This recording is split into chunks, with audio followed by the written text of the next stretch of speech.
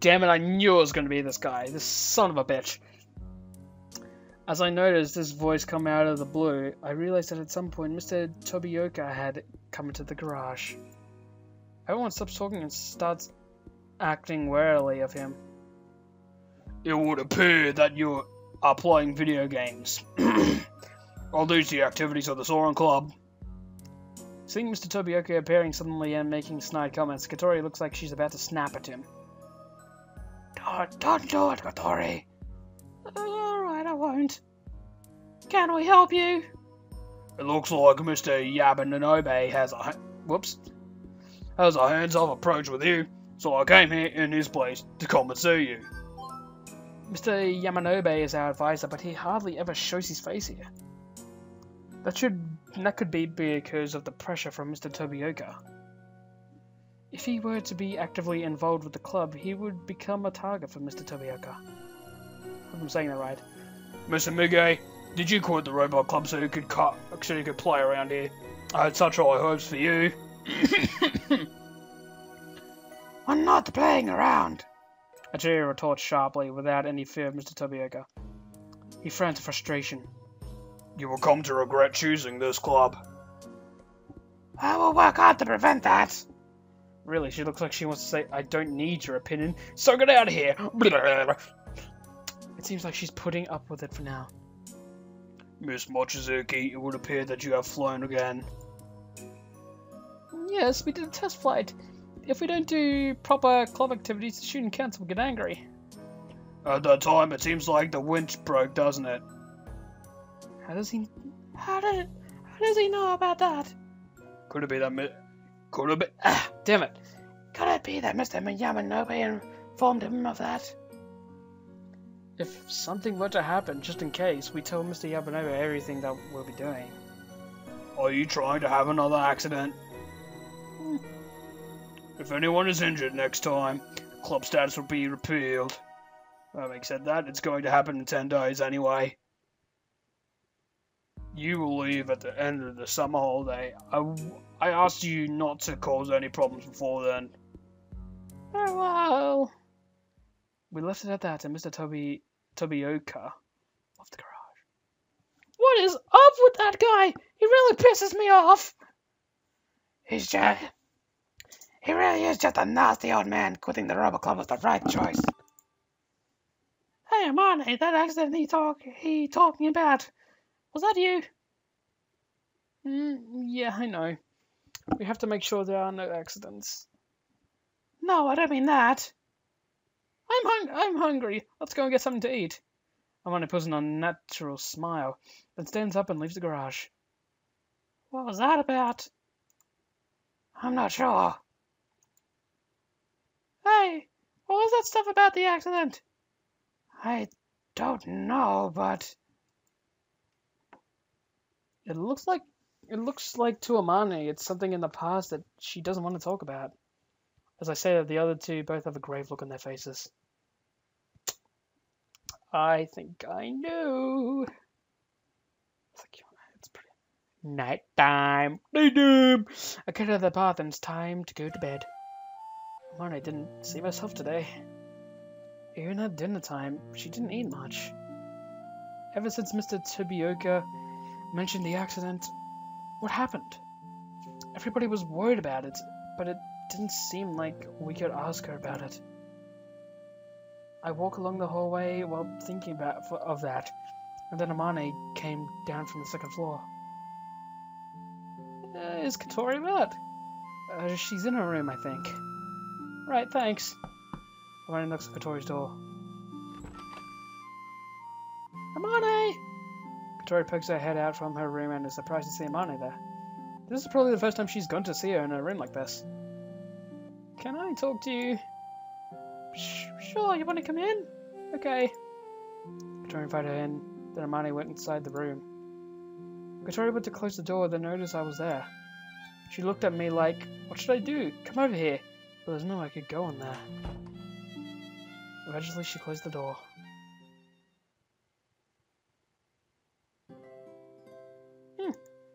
Quack! What's the matter, Amane? it's been such a long time. This used to be Asuka's room. Isn't that right, Hat? What? In those days, I would often come here to hang out. I helped make the duck door for Hat.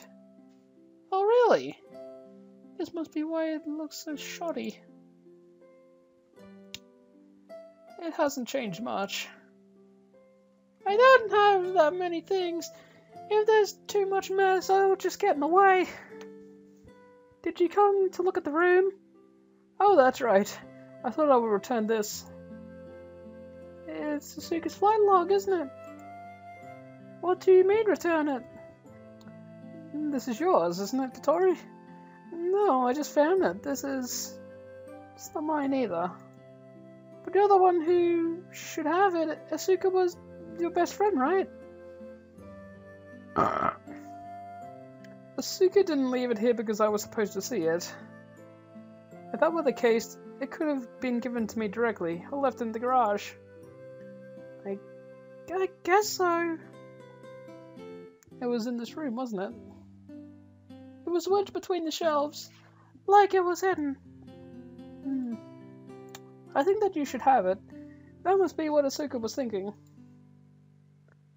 If that's alright with you, Mane. If you want to have it too. Okay, I understand. Because of coming here, I was able to meet Hat again. What? It's been a really fun summer, hasn't it? Mane. It's not over yet. Yes, but the morning glory will come. It will definitely happen. When you say it like that, Katori, it feels like it really will. It will! Well then, I'm off to bed. Good night, Katori. Good night, Hat. Good night. Quack.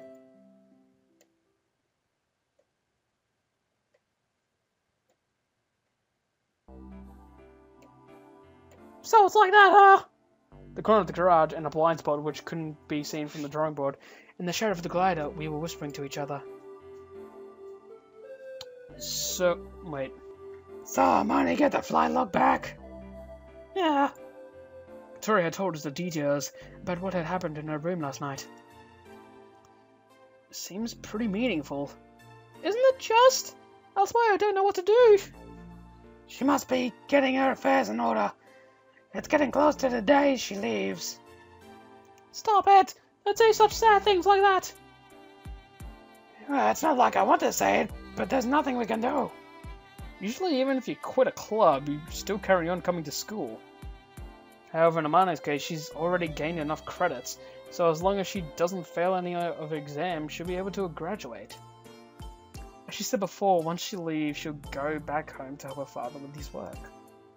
She probably won't come to school anymore. When we think about it, we all start to feel really down. Because Amane giving Asuka's flight log back to Katori last night, we became strongly aware of the situation. This is most like a diary, isn't it? Asuka doesn't seem to know much about building gliders, and in actuality... Wait, I said it wrong. Right. Asuka doesn't seem to know much about gliders, but in actuality, Amane's the one who made it. According to the diary, Asuka was the pilot, it seems. Amane made it, and Asuka flew it. It looks like those were their roles. I remember when we first joined the club that Amane said there was no pilot. That must be what she was talking about. In the log were all the details of the production process. Rather than being a flight log, it was more like a production log. So I wondered why Asuka called it a flight log. But it seems that Asuka wasn't a particularly diligent writer, so there are many days where nothing at all had been written. There are a lot of things that wouldn't mean anything if someone else were to read it. For example, it was pointless talking to her about that thing. She doesn't know anything about it, what it was like to be young, and so on. The only ones who would understand was the person who wrote it and her, most likely Amane. I guess this must be important to Amane. That's why she gave it back, but she said that she wanted me to have it. Why is that? It's because I'm the one who found it. She might think of it as something you've inherited. Inherited? What do you mean? Wait. What do you mean? Asuka's dreams. You came to the Soaring Club because you found it, didn't you? Yeah. So don't you think that maybe Asuka brought you here? I see. To Amane, it looks like Asuka's dreams are what brought Katori to this place. Oh god, this is getting like real spiritual. Asuka's dreams of longing for the sky are revealed here in the flight log. If those dreams are what moved Katori, it could be said that she had inherited them. Oh, maybe you're right. Try to remember, in the beginning, when we were talking about getting new members, Amane wasn't very positive about it. But when you brought that photo and the flight log, her attitude completely changed, didn't it?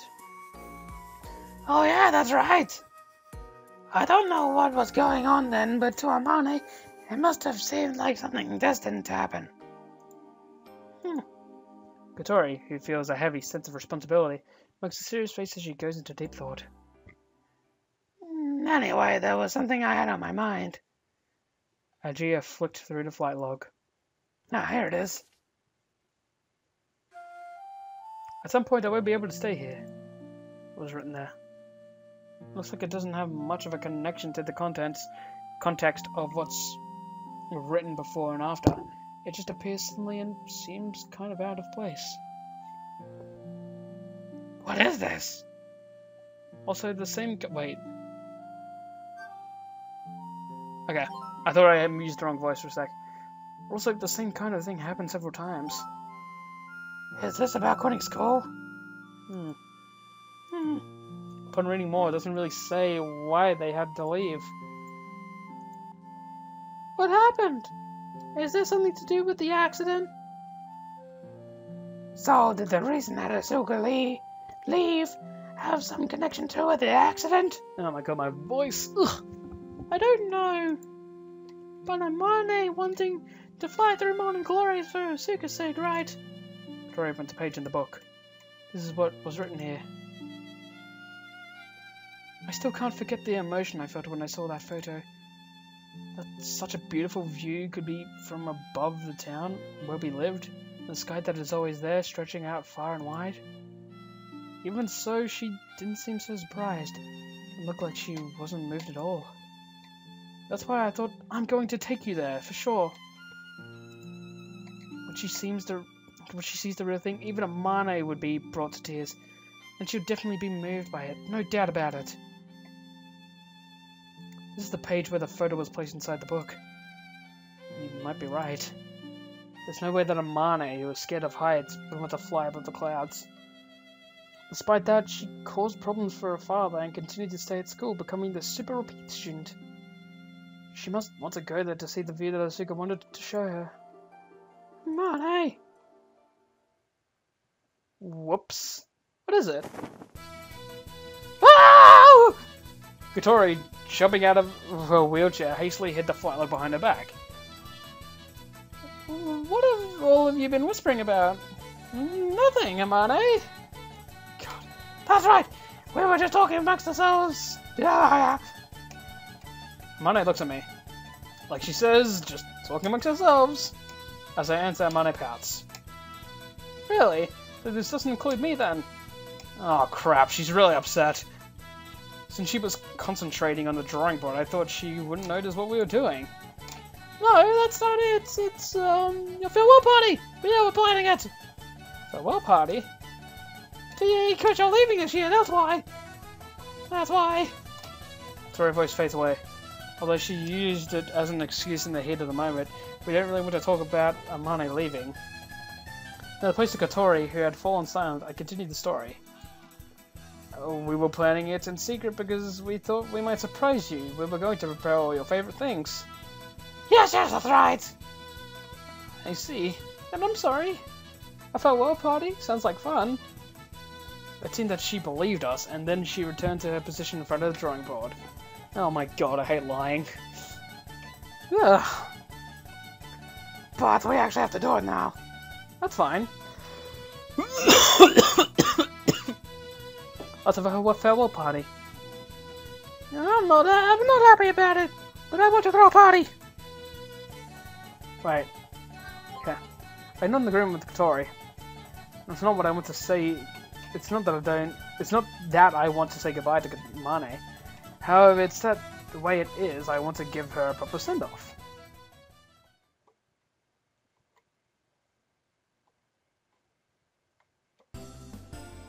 Is this the only thing you need? It looks like I'll be running her out of. Well, yeah. It looks like I'll be running out of lead for my mechanical pencil, so I'll buy some of those too. I follow Mane into the stationery store. Today I've gone shopping with Mane. I'm what you might call a bag carrier, or the mule. Even so, going out with Mane, just the two of us, could be called one of the perks of the job. Okay, we haven't forgotten anything, have we? Nope, shall we head back?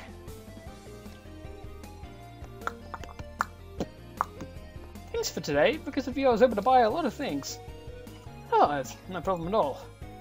Mane brought paper and equipment for drawing and also some other tools. For what purpose, I don't know. The amount and the weight would be too much for Mane to carry by herself. But why did you suddenly decide to come with me on my shopping trip? Well, I thought it might be tough to do it by yourself. Today I've been entrusted with a secret mission. While the others prepare for the farewell party, I have to buy them some time. A few days ago, it was hastily decided that we would hold a farewell party. But in order to surprise Amani even just a little, we plan to keep, at the very least, the day and time of the party a secret. Right now, Katori and the others should be proceeding with their preparations of the dormitory. They should be alright with that. They had called for some help, so they told me not to worry. Huh? Amane, where are you going? Amane started to walk in the opposite direction to the school. I'm going to take these shopping bags back to Flying Fish Manor. Why? Aren't you going to put them in the garage? No, I bought these so that I could do some work at the dormitory. Really? It must be why she's buying a large amount of the same things that she has on her desk in the garage. What's wrong? Aren't you coming back? This is bad. If she goes back to the dormitory like this, they'll be caught up in the middle of the preparations. Why don't we go for a little stroll? Sure, I don't mind. What's this all of a sudden, her face seemed to say, but she agreed to it. Okay, let's go as far as possible.